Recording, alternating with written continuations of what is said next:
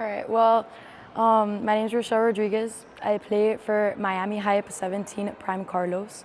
And volleyball has been it's been strength. AAU is always that time of the year.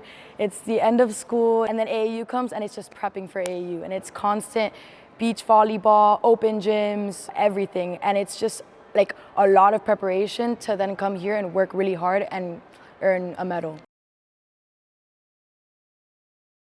I started off in middle school.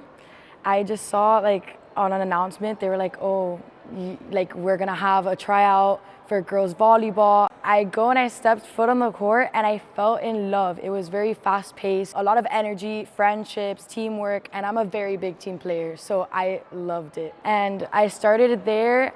I ended up carrying it into high school, and I made the JV team my freshman year.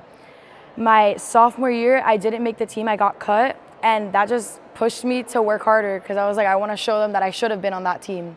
So I started club, I tried out for multiple clubs, I made every team for the clubs, but I chose Hype and continued playing at Hype 16 season. I came to AAUs with my team. 17 season for school, I made varsity, and then club, I made nationals, and I had moved up from states to nationals, so that was a very big achievement for me. And in November, I made the AVCA Phenom list. I went to Universal with my family. We got to the park. The minute I was in the line, I felt my ears ring. I felt my vision start to go black, and that had never happened to me before. Mind you, I've never had a surgery. I've never had anything health related or medical. So my vision started going black, and I was I was terrified. And I go to my mom, and I was like, Mom, I don't feel good. Mom, I don't feel good. And I just collapsed completely. And then when I woke up, we left Universal, we left Orlando, we came, we did a bunch of tests. Everybody was telling me a different diagnosis. It was a lot of frustration because they kept telling me I had anxiety and depression, and I was a very happy girl. I had nothing to be sad about. We didn't understand why anxiety and depression made a pass out happen. I was unconscious. And then sometimes people would dismiss it and tell me oh, it's in your head, you're faking it for attention. I don't understand how I would be able to fake having a seizure for 45 minutes, be collapsed. It's too difficult. I did have feelings of helplessness. I felt like I couldn't be as good as other girls. They have been playing longer. They didn't have a medical condition that was stopping them, because there's days that I'd have to miss practice because I passed out or because I can't move from my bed, I can't get up. I've spent so much time. I would go to beach volleyball with my coach Cuervo at Volleyball, and I would be playing, I'd pass out. And that would kind of hurt me because then I'd have to go home from a practice that I was having so much fun in and I was getting reps. I changed my mentality. I didn't think negatively about it. I thought about it positively.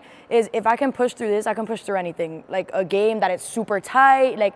It's just the mentality that I switched completely. I did 180. And I thought of it as baby steps, and eventually I'll get to that level regardless of having a medical condition or not. So we continued going, we did MRIs, we did CT scans, we did everything known, and nobody had a diagnosis set because everybody had different diagnoses. After that, we started meeting Dr. Wheeler, he's in South Miami, I wanna say. And he started going all natural. He made us sign this 35-page questionnaire, and it was oh, do you guys live near a farm or near a highway or near this or near that? What do you guys have in your house? Have you ever had mold? We didn't think we ever had mold because we did the inspection that you normally do when you buy a house. He was like, check again. We did a mold inspection. We had my entire AC vent behind it, black mold. My room, I had on the corner of the room, there was also black mold. In the walls, there was black mold. When I found out, I was confused because I had heard of black mold maybe on TV, and it's something random that you'd never think. I just thought I had a medical condition. I didn't think it was caused by that, and that it had been there this entire time and nobody knew anything. How has that been in front of our eyes the entire time and we didn't know anything about it? I spent 2 years, seizures, pass outs, and it was all because of the room I was in. When I finally got my room back, everything was normal, but I still had the extra symptoms of migraines. I didn't have seizures anymore. It was horrible migraines that I would wake up and I would have to put my hoodie over my head. I couldn't go to school sometimes. But after that, we started doing vitamins, and I was like, oh, okay. I kind of questioned it. I was like, what are vitamins gonna do? He told me to go out into the sun, vitamin B, vitamin B12, vitamin B supreme, like a bunch of vitamins.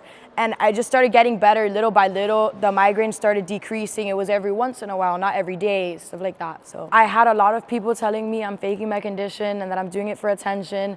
And I would push myself away from those people because I didn't want to be around any negativity, especially during that time, because what I needed was support. I didn't need people talking me down.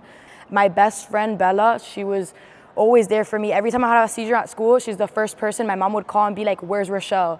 And Bella would be next to me and she'd be like, oh, she's right here. And she'd FaceTime and show me passed out on the floor. Like, she was great. Like, that's one thing I think that strengthened our friendship. AAU volleyball is something that I expect at the end of every season, and I'm very excited for it. So every pass out, I'm waiting to get to this court again, come back to Orange County Convention Center and go crazy, like go hard.